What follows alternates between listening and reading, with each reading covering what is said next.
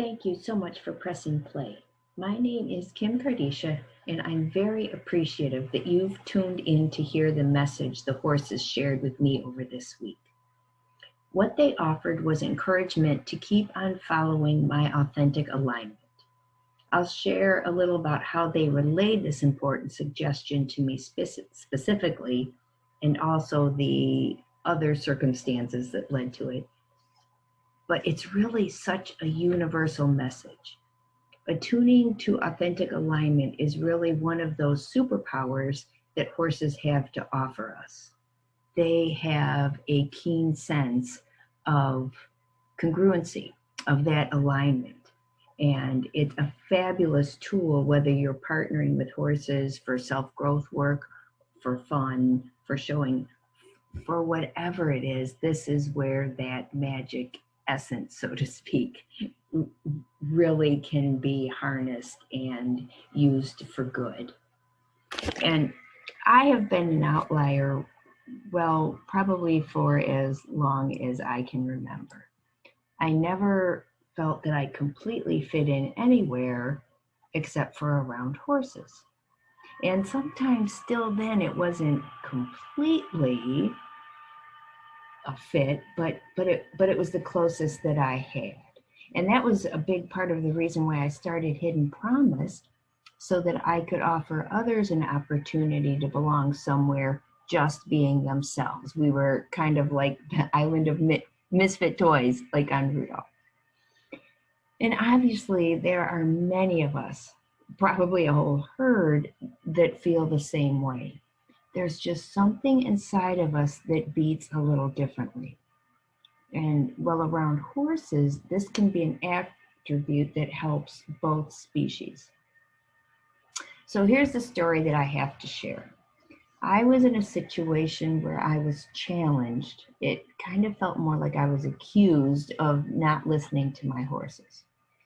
Although listening to my horses is something that I will always strive to get better at, I work diligently to be in the present moment and pay attention to the state of my horses and what they're communicating to me.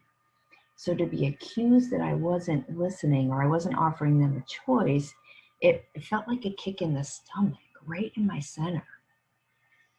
The insinuation that I didn't listen and wasn't giving my horses a choice came when I mentioned how I halter my horses.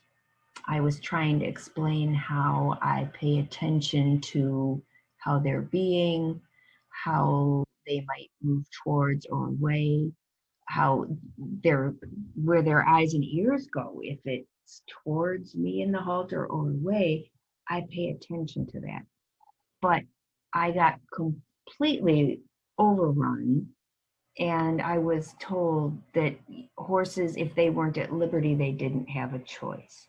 And then I heard several examples of sessions where this person's horses did these really cool things, a very profound job of facilitating. I mean, really, these stories were amazing. Horses offer us so much. We're so lucky. And even though I could appreciate the stories, I still had this, underneath it all was still that sense of being misunderstood and kind of tried to put in a box. And that's the last place that I ever fit, is in a box. So even though I felt strongly in my heart that I wasn't being ridiculous, when I spoke of, well, I got cut off from speaking about how the haltering process could go, I still really wanted to take a look at my stand on things and make sure that it was still in my best interest, in my horse's best interest. So basically what I'm floundering around a little bit and trying to say is I just use that instance to take a good look at what's going on inside for me and what I try to do. And because this isn't my first rodeo around trusting my experience and my intuition, I chose not to take the route of questioning what I knew, of doubting myself because somebody else didn't agree with it. I examined it more to see, if I was missing something or there was something that I could tweak a little or add so that I could be better for my horses and better for me. I was very lucky because, as most times will happen, the horses let me know that I should keep on following what resonated for me because it definitely was working for them.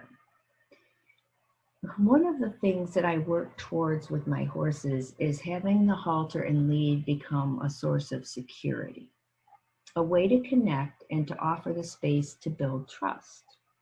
Most of the horses I have weren't easy to catch or halter when I first got them.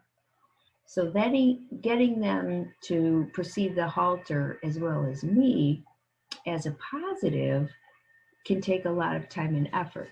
It's worth it, but it isn't always a quicker and easy process, and it doesn't always have the same steps or go in the same order. So you have to really freewheel and really pay attention to the horse and the situation in front of you. And it takes a lot of conviction, belief, and perseverance to not take a horse's reactions or their behaviors personally. This is where our own inner journey of growth comes in. Our mindset, our intentions, our goals are so important. If we get caught up in expectations or assessing our worth or value on what our horse does, the interactions can lose that authentic alignment. And then they're more based on compliance or making the horse do something so that we can feel like a success. The cooperating kind of gets, pushed aside.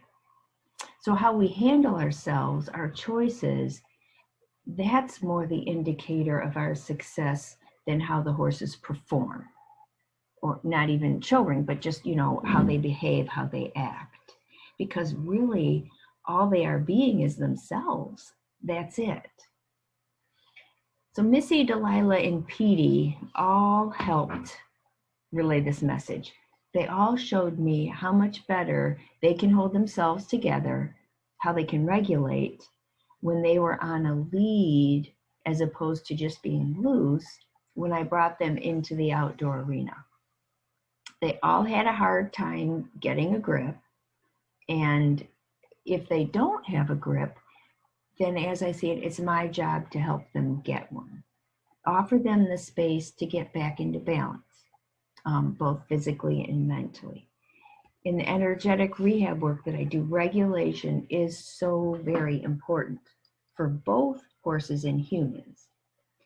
Without that connection of halter and lead rope, I wouldn't have been able to hold the calm space that fed my horse's sense of security. And when they have that sense of security, I can help them release tension, and then they align their bodies themselves. This is kind of my combination of experience and God-given talents and all that stuff. This is how I can help the horses. And the more that I learn and practice holding space and extending invitations to help them, the more they inspire me to progress on my own inner journey, to get better so I can help them better. This is the essence of the healing work that I do. Yes, my horses wear halters, and yes, they get a choice. I honor their readiness and help them be able and ready to accept invitations. There are many times where I set out to do something with a horse, and that whole plan gets scrapped awfully fast when I see what the present moment offers. I may be recognizing I need a different plan with that horse, or maybe I just need to consider interacting with a different horse. And actually, this happens more often than not. So I am not at all saying that horses must wear halters in healing work. I'm also not saying that I always use halters. I do some stuff at Liberty too. I do all kinds of stuff depending on what the horses tell me. What I am saying And what the horses help me to recognize what they help me recognize the importance of this week is that if you know in your heart something is right for you, don't let anyone tell you it isn't. Stay true to what resonates for you. It's most likely your superpower. Know that it's okay if it seems like you're swimming upstream or find yourself in the position of being an outlier. Do you. Do you your way.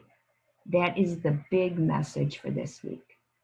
I thank you for listening, and the horses do too. Such an important message, and it can be difficult if we aren't in circles that support our outlier thinking. So if this resonated and you want to join our online community of outliers, check out our Facebook page at Hidden Promise or our website at confidencethroughconnection.com. Have a great week, and remember to be you big time. Bye for now.